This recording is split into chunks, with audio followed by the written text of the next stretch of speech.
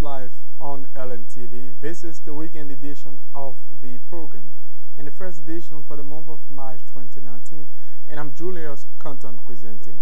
Our top stories we're following: European Union praised Liberia for making progress in its forestry sector. Charles Gibson takes over as head of the LACC. He promised to work in the fight against corruption. Renowned Liberian clergyman Jamie Roberts to be laid to rest on Saturday, as Liberians have been reflecting on her contribution to the country. And off the home front, Uganda has summoned Rwanda's ambassador to Kampala to explain why there have been disruptions at the border crossing point between the two countries. Details, plus these and much more developments are coming up right after this break, so please be there.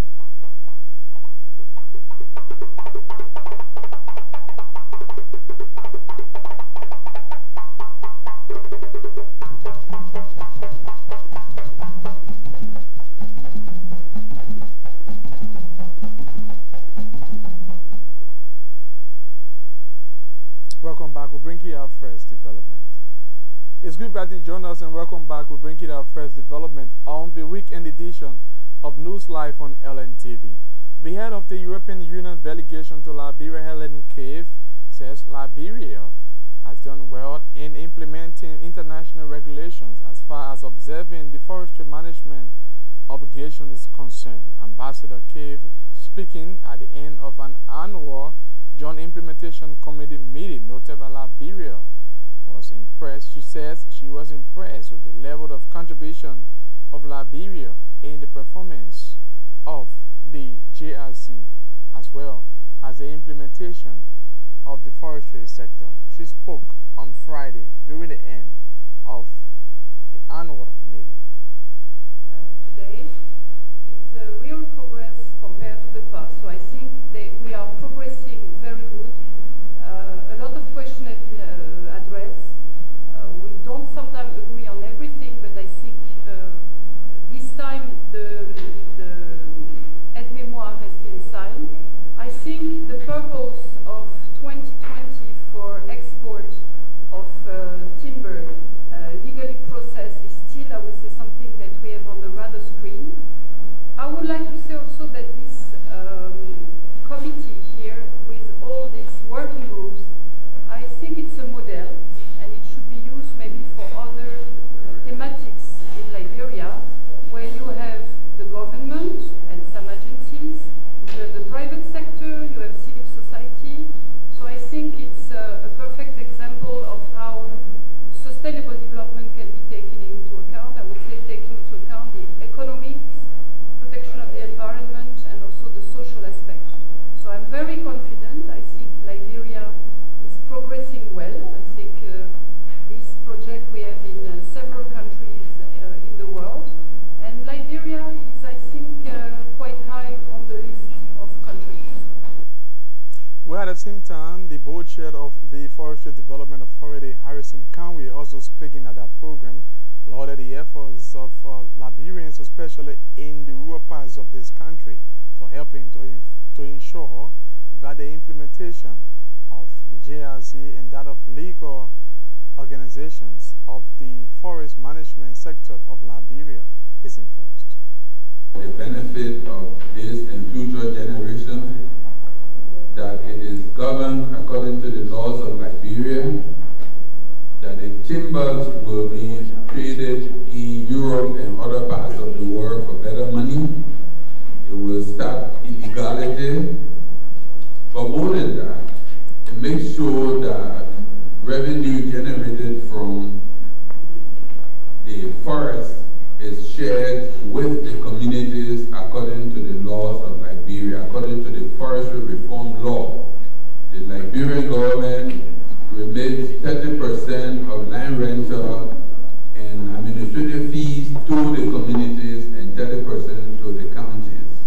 And we have a very elaborate benefit sharing scheme that makes sure that what goes to the community is governed by the committee responsible for that, and they are audited by independent audit. So it brings a lot for our country, so we benefit a hell of a lot. Development Authority, Harrison County. About 164 cases have been received at the Liberia Anti-Corruption Commission over the period of 5 years. Speaking during the programs marking the exit of the outgoing chair of the LACC, James Vedder, he noted that there are several pending investigations and reports to be released to the country, hoping that the government can look into that. According to him, about 12 cases during his administration were so far received from the commission and concluded thus far. He spoke Friday during the turnover ceremony. The legislation was submitted to the Office of the President, the Whistleblower Bill, and the Witness Protection Bill. To the Office of the President, we also submitted a proposed bill to amend the new judiciary law, Chapter 17 of the Liberian Code of Law revised, to add thereto a new chapter to be known as Chapter 26, to provide for the establishment of a specialized court for exclusive original jurisdiction over corruption and related economic and financial crimes. And a proposed bill to amend the Act establishing the LACC to grant the LACC direct power to prosecute. We signed 3 MOUs that foster collaboration, enhance the work of the Commission with the GAC on asset declaration, with the LRA on corruption in revenue generation, through which 2 arrests were made for alleged revenue fraud, and with USAID effort to enhance LACC capacity to investigate corruption cases. Importantly, during our tenure, LACC received 164 cases of corruption during the last 5 years. There were 59 cases assessed, investigated, and completed for prosecution. 47 cases were submitted to the Ministry of Justice for prosecution. 12 cases.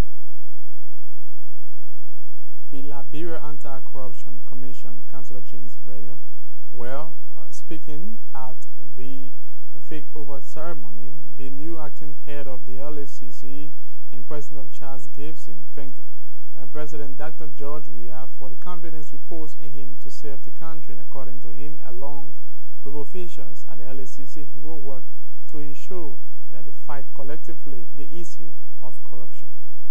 I'd like to assure him that whatever confidence that he has reposed in him will not fall on the ground. Anything here?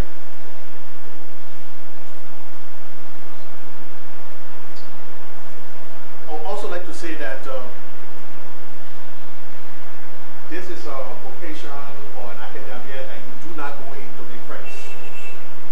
I learned that the hard way my first year here. So working at LACC is no way that you expect to hear good things about yourself. As a matter of fact, you lose friends. I've lost some friends. I can speak for myself. But that doesn't deter us from doing what we're called to do as a duty.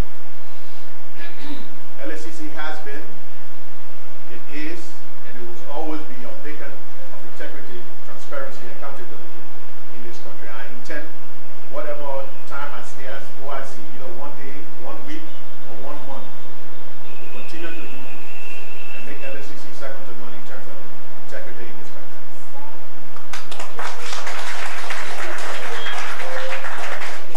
I strongly believe that the greatest asset of any entity is employees. And I want to assure you all that I will do all I can to motivate you, to inspire you, to do the best. From the issue of corruption related, let's now bring you education, where students and parents of Bon County District 4 smile when their lawmaker donated several educational materials to District Number 4 Bon County. The materials, according to their representative in person of Robert Rungwa, is part of his contribution to help improve the living conditions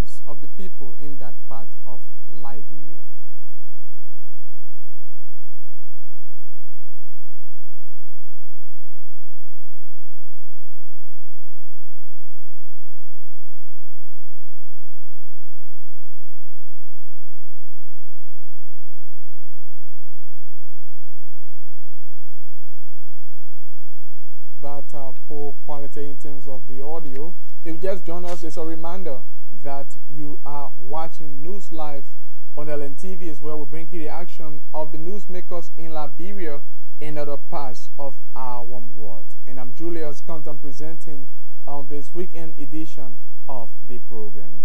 Still ahead of us in this edition of the program, several civil society groups in Liberia have launched a campaign in fighting corruption in this republic. We bring you that story plus much more developments right after this break. So please be here and don't go away.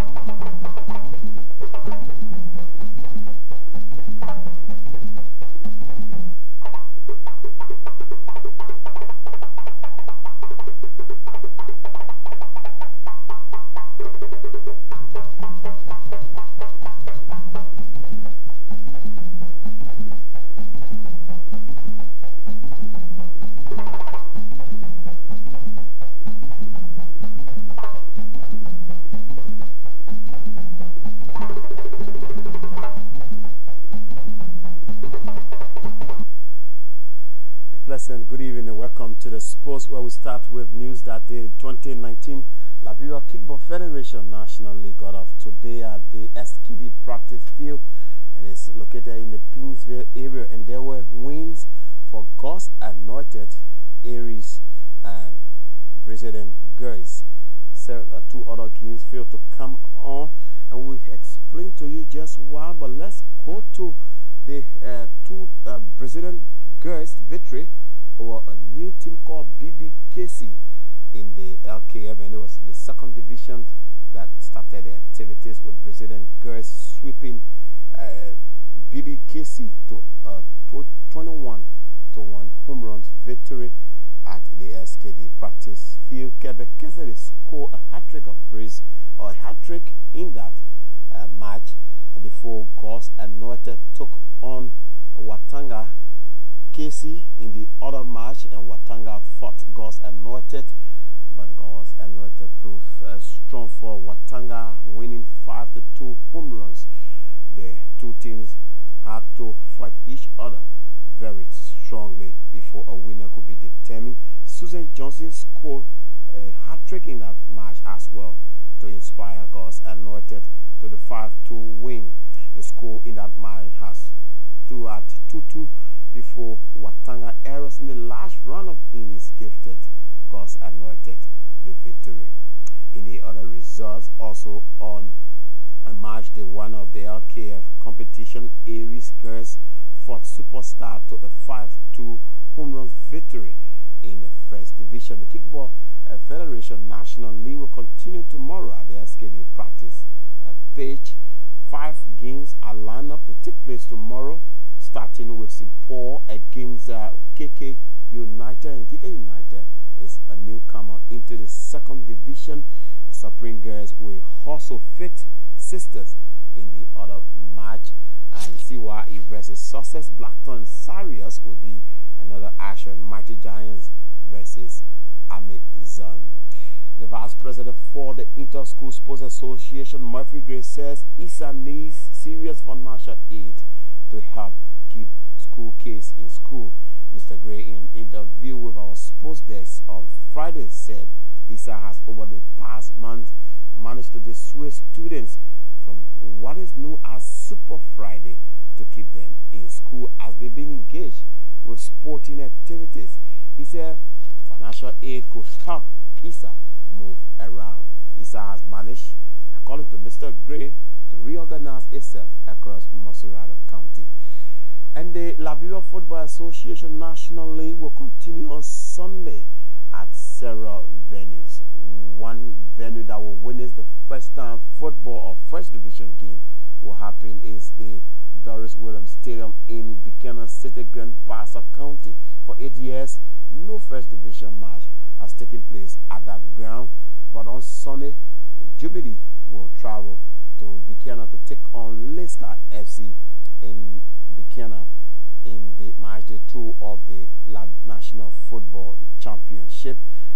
Leicester will have to put behind them Wednesday's defeat if they are to announce their ambition to challenge for the title. Well, champions Barracks Young Controllers, who were 2-1 winners on the opening day of the competition, will also be at home at the Blue Field in the PHP community as they will travel to Kakata and face another winner on the opening day, NPA Anchors, in the Una match at the Nesebido Stadium. 2 games will come on at the ATS. Watanga, who are on farm form, will welcome Manora Club Breweries in game 1 before the 2 losers on Wednesday, Small Town FC and FC Fasel, take on each other in the late game at the ATS. In Nima County, in Ganta City, Nima FC will welcome LPRC Waters, while at the North Star Stadium, Nima United will take on Ketris FC. Nima will be without their star striker Henanda, who got injured during the week against Monrovia Club. Breweries and Nima Nima United has confirmed that the striker will be out of action for up to 3 months as he undergoes rehabilitation. Well, that's it for the sports.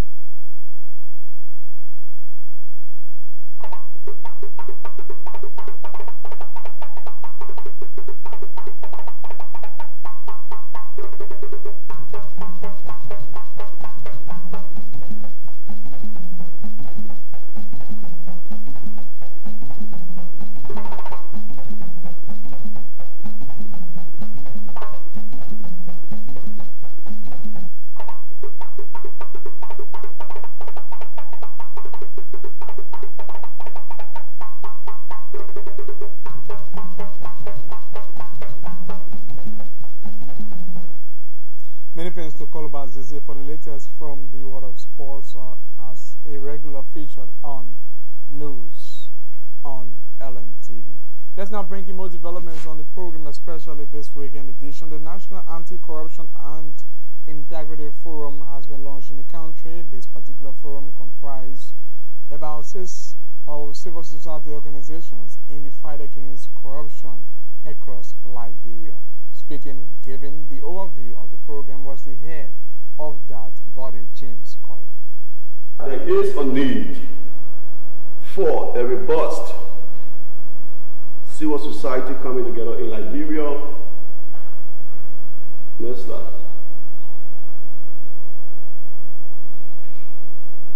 The Liberia Society Anti-Corruption Coalition is a national umbrella membership organization that brings together civil society organizations and activists in the fight against corruption in Liberia.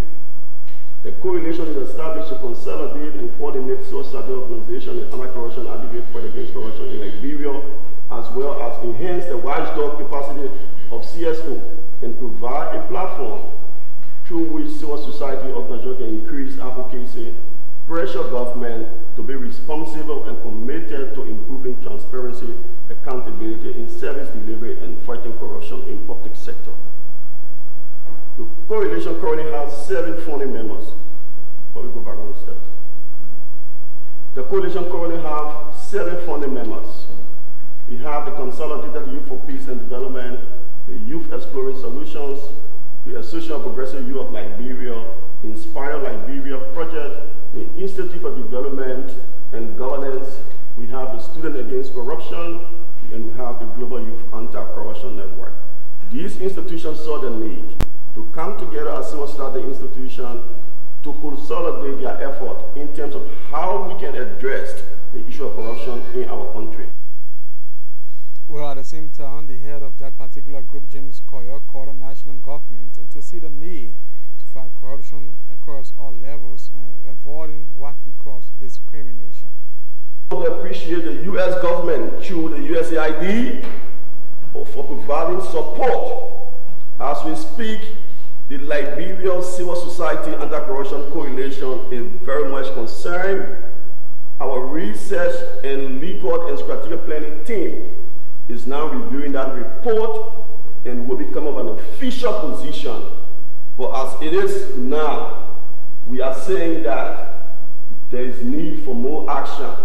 We believe that this government and our president should end impunity. The president, under no condition, should shield any official that have been implicated as it relates to the report. Considering what we are looking at in the report tentatively, there are two issues.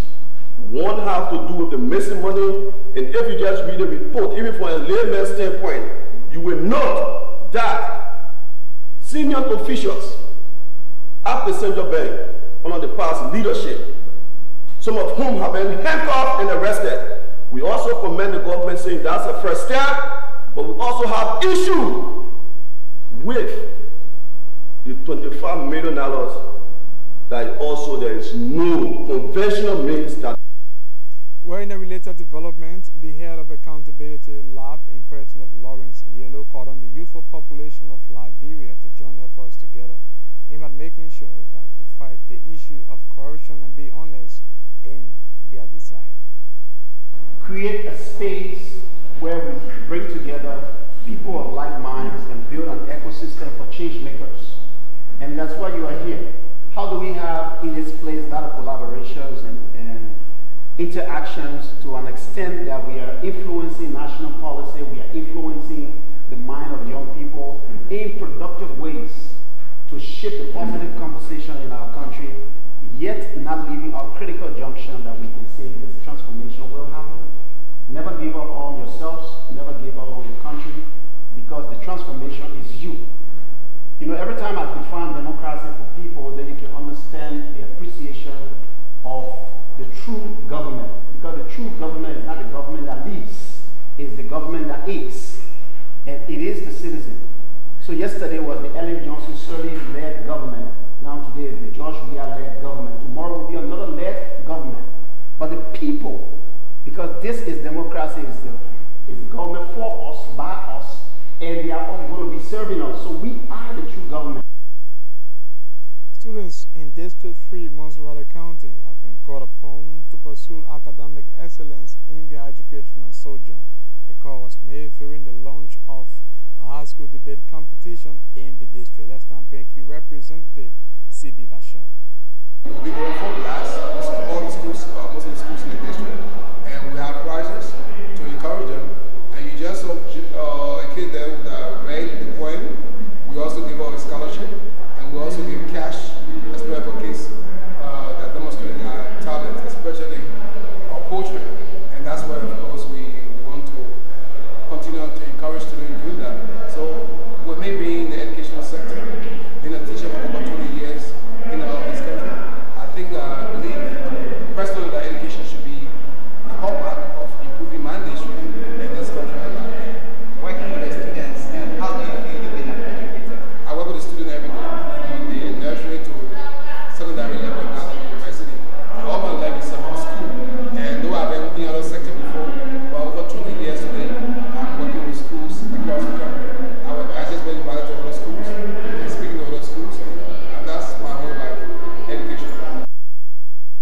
Well, for his part, the head of the competition in terms of the quizzing in that district called on the young people to focus on education, which he noted is the bedrock of any nation. He motivated them to see the need to be focused in their educational sojourn. Let's now bring you Mark Tingba.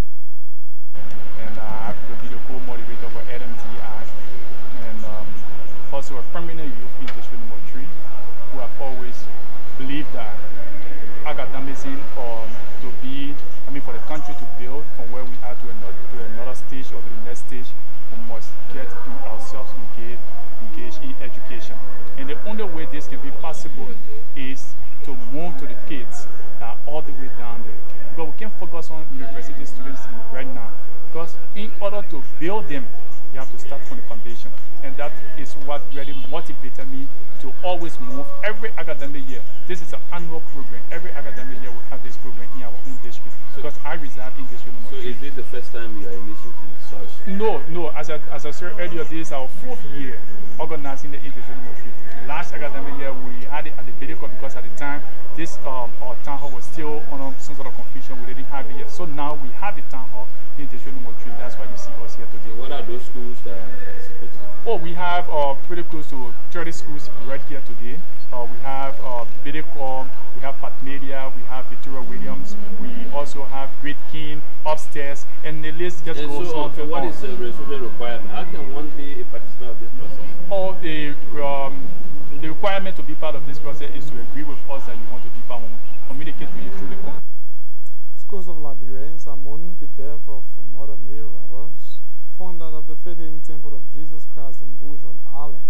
On tomorrow, according to reports, she will be laid to rest, as several Liberians have so far been reflecting on her contribution to this country. Let's now bring you her only surviving son, Charles Roberts, speaking, reflecting on his mother and her contribution to this society. We're going to go to rest at some point in time. This is the end of her earthly life, but all her life she worked for the kingdom of God. She lived to be 97. It has been a blessing for our family. We are here today to celebrate her life, to thank God for the blessing of her presence for so long. And we hope and we believe that she has finally found a resting place in the kingdom of God. What do you remember the most about your mother? That she was a very loving, devoted mother.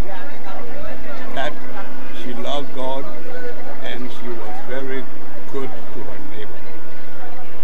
She believed in the Bible and she tried to live according to the word of God. So what can you say to the family that left behind? That we must take courage, that we must be strong, we must be steadfast in prayer, and we must remember that through Jesus Christ there is always victory.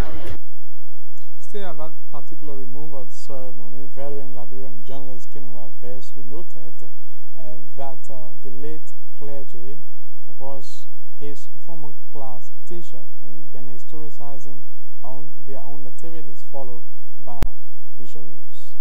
Of God. She grew up in the Episcopal Cathedral. And later on,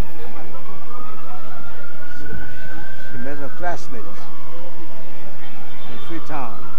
Were you part of that classmate? No. Long before me. They went to school in Freetown. Their parents sent them to school in Freetown. And that's why they became good friends. St. Joseph's Catholic School in Freetown, where many Liberians sent their children, their girls. She was one of them. That's a veteran Liberian journalist Kenwa Bess speaking during the removal of permanent Liberian clergy Miracle Sabali will be laid to rest on tomorrow. And away from Liberia, briefly, Uganda has summoned Rwanda's ambassador in Kampala to explain why they've banned disruptions at the main border crossing points between the two countries. Rwandan authorities are said to have blocked most cargo trucks from Uganda, and Rwandans have been so far stopping people from crossing from that area. The Rwandan government has denied the reports and says only heavy goods vehicles have been blocked at the main crossing point. With that foreign development, we also come to the end of this entire week edition of news on this station. But before going, let's now bring you our top stories on News Live. European Union praise of the Liberian government for making progress in its forestry sector. Charles Gibson takes over as head of the Liberia Anti-Corruption Commission, promised to help fight corruption across Liberia. Renowned Liberian clergy, Mother Bishop May Rabos, to be laid to rest on Saturday. Away from home, Uganda has summoned Rwanda's ambassador in Kampala to explain why there's been disruption at the main border crossing point between the two countries. Many thanks for watching. I'm Julius Compton. Better still, thanks for watching this entire week edition of the program. Until next Monday, I'm Julius Compton. Have yourself a wonderful weekend. Bye-bye.